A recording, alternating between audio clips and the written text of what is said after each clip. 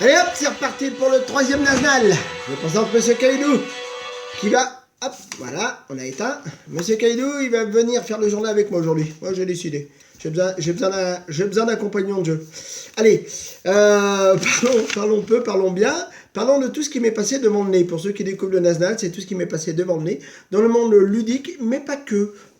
Puisque je vais parler un peu de BD aujourd'hui et puis peut-être de 2-3 romans, donc, si j'ai le temps. Allez, c'est parti. Je vais parler de Trick Track. Alors la Trick Track, ça va beaucoup mieux. Merci à toute l'équipe de Trick Track parce que même si les vidéos ne sont pas encore au top, il y a encore des bugs, il y a encore des petits problèmes, il y a encore des petits soucis.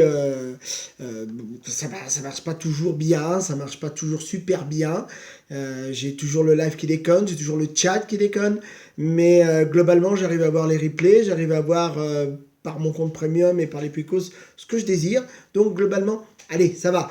Ça ira mieux dans quelques temps. Il faut bien qu'ils mettent en place la V5 et la V5 elle n'est pas encore en place. Qu'est-ce que je vais dire? Bah oui, puis comme je les aime bien, je vais relancer un compte premium et puis il y a des nouveaux Picos sur mon compte, ce qui fait que j'ai une folle envie de voir évoluer encore le site Trick Track pendant encore au moins 100 ans. Hein, allez les gars, bon courage et merci à vous.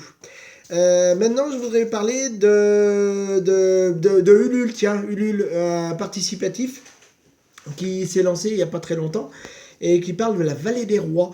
La Vallée des Rois, c'est un petit jeu qui est encore en train d'être sur Ulule, puisqu'ils en sont à plus de 300% de réussite, donc il y a au moins 4 plèges de dépasser.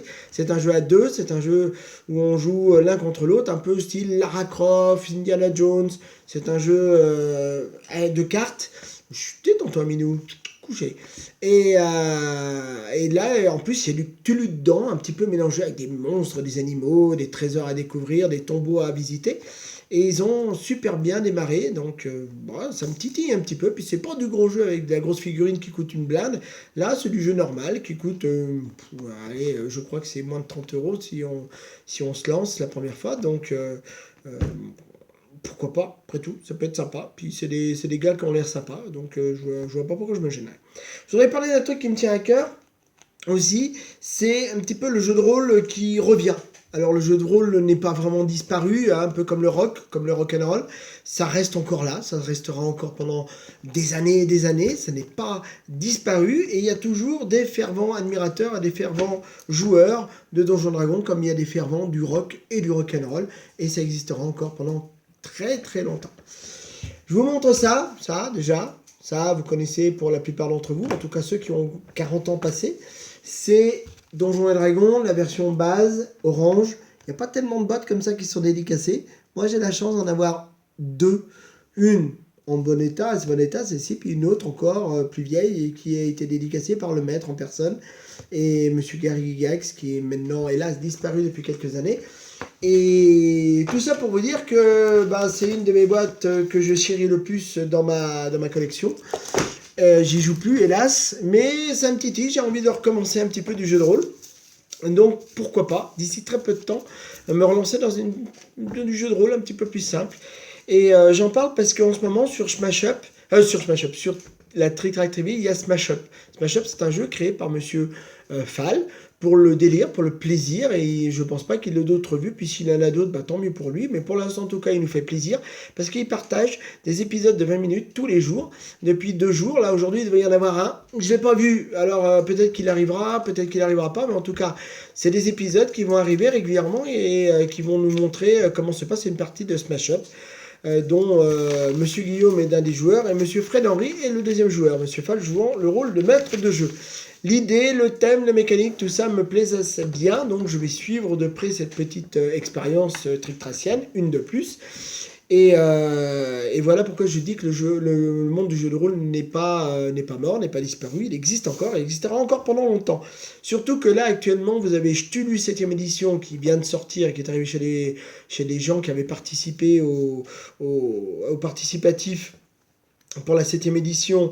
Ça y est, on en voit partout, on en voit des images, on en voit des parties sur certains sites spécialisés. Actuellement, Sans Détour lance un participatif sur les suppléments, un énorme sac version 1920 en cuir, tissu, je sais pas trop. Enfin, en tout cas, j'ai vu ça de loin rapidement, il y a pas longtemps, sur des participatifs. Donc, Sans Détour fait les suppléments Tulu 7ème édition, scénario, supplément, bouquin, machin, c'est un gros sac. Un truc énorme, bah, ça a l'air de plaire, en tout cas ça a l'air de vouloir envie de plaire pour ceux qui sont déjà lancés sur le jeu de rôle maintenant.